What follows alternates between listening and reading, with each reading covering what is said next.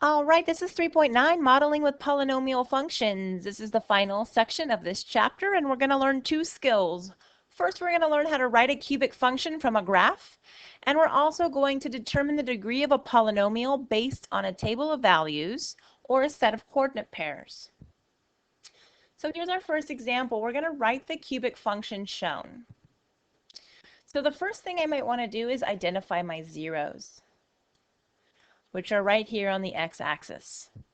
So what I know about these zeros is that x equals -1 and x equals 3. So again, what I want to do with these is I want to turn them into factors. So again, that means the -1 has to move over to join the x, which would change its sign to +1. And the 3 would have to move over to the other side, and that would make it -3. So that's why these are changing their signs. Now the next thing we want to consider is what the degree of each one of these factors is. So if you remember when we talked about multiplicity, if it crosses the x-axis, that means it has an odd degree. Well, since we're only writing a cubic function, an odd degree, we're just going to pick the lowest odd number, which is 1. If it bounces instead, so again, it bounced off the x-axis, it changed directions, it didn't cross to the other side, it stayed in the positive quadrant. If it bounces, that means this has a degree of 2. Now this also has one extra point to help us out in writing this function. So again, you should know that this generic point is xy. So we would have y equals, okay, what we're trying to figure out is if there's any kind of a stretch factor. So instead of writing x, I'm going to write 1. And instead of writing that x, I'm also going to write 1. Because again, x is 1. All right, now if you like simplifying things, or if you want to just, you could put this whole thing in the calculator, but since it's small numbers, we can do it in our head. 1 plus 1 is 2. 1 minus 3 is -2. But again, -2 squared becomes +4. So now we have a times 2 times 4, which is 8a. So right side equals 8a, left side still equals 16. Okay? Again, most of you should know that a in this case is 2. And again, if you didn't know that, it's because we're going to divide both sides by 8. Okay? Leaving us with a on the right-hand side, and then 16 divided by 8 is 2. So now it's just like Cinderella's at the ball, it's midnight. So this 16 turns back into being a y. Instead of writing a, our a gets to turn into a 2. Our x's turn back into x's, but our zeros stay in our equation. Okay, so now we have a cubic function. And we can see that it's a cubic function, degree of 1 here, degree of 2 here, 2 plus 1 is 3. So again, that's how we know it's a cubic function. If you wanted to go above and beyond and double check that this makes sense in context of this problem, if you plugged in 2, it should spit out 6. If you plug in 4, it should spit out 10. If you plug in 0, it should spit out 18. So again, make sure that you're paying attention to the scale. These go by 2s, 2, 4, 6, 8, 10.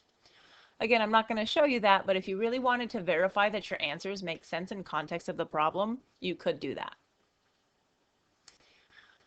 All right, for our next problem, so again, we have 2 zeros, and it's entirely possible that you might have 3 zeros, and it might cross all 3 times. Then you just have 3 sets of parentheses.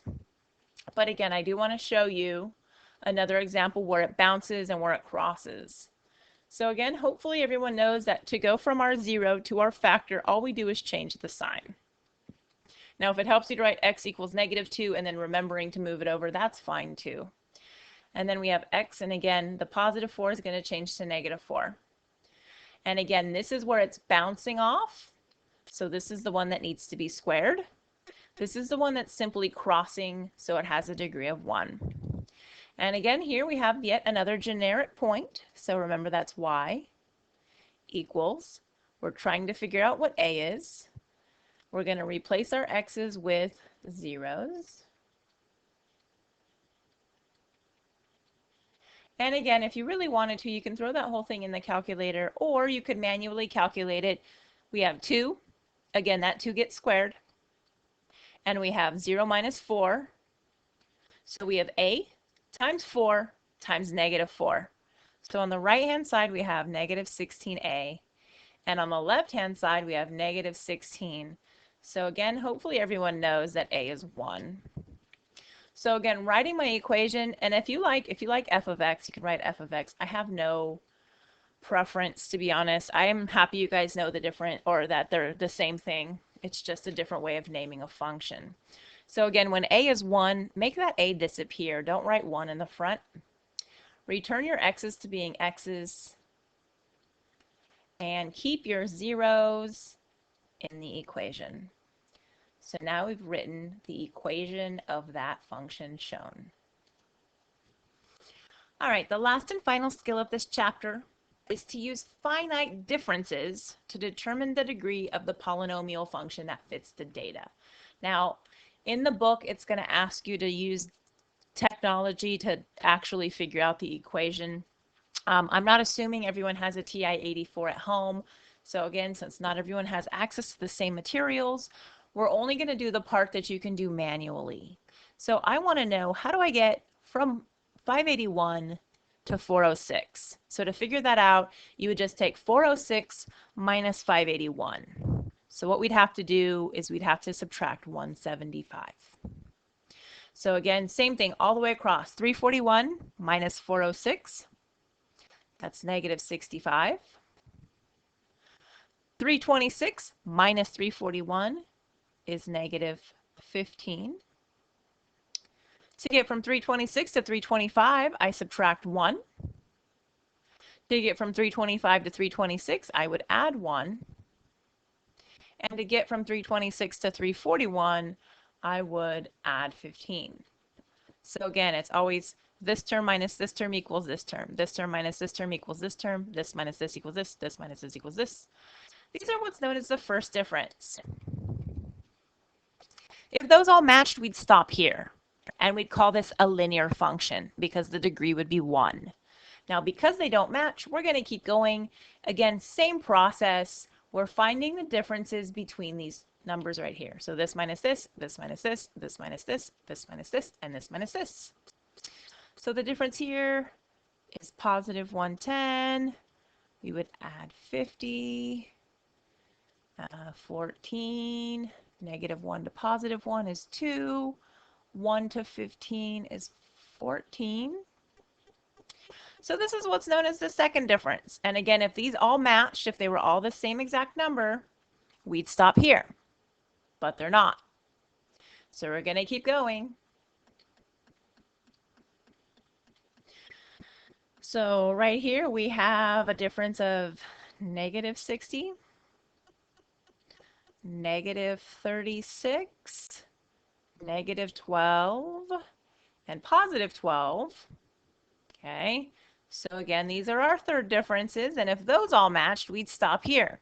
We call it a cubic function because the degree is 3. And again, if you don't know the names, linear, quadratic, cubic, quartic, quintic, etc. Again, if you just said it's a second degree polynomial, that would work for me just fine. But again, it's not a second degree and it's not a third degree, so we're going to keep going. Because that's what you do, you just keep going. To get from negative 60 to negative 36, we'd add 24. We'd add 24. And we'd add 24. So again, to figure that out, it's just this minus this. 12 minus negative 12 is 24. Negative 12 minus negative 36 is 24. And what you'll notice is that finally, okay, they all match. Okay, so if all I wanted to do is determine the degree of the function, it's a fourth degree, which is also known as a quartic function, quarts. If it helps you remember, there's 4 quarts in a gallon, I think. I would not quote me on that. I don't cook. All right, so again, this is the same concept. The only difference is instead of being in a table, it's in coordinate pairs. So again, we're not looking at the x's. We don't really care about the x's. The only thing that we should take note of is our x's are always equally spaced. And it's never going to be a trick question. Okay, notice these ones were all equally spaced too. Gaps are 3s, 3 plus 3, 6 plus 3, 9 plus 3, 12 plus 3. So again, they're always evenly spaced, but again, it's not going to be a trick. So again, we're going to find our first differences between our y values.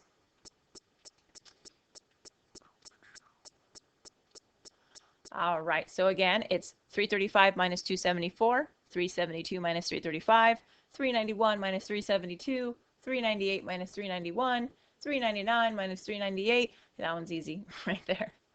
So again, this is a difference of 7. That right there is a difference of 19.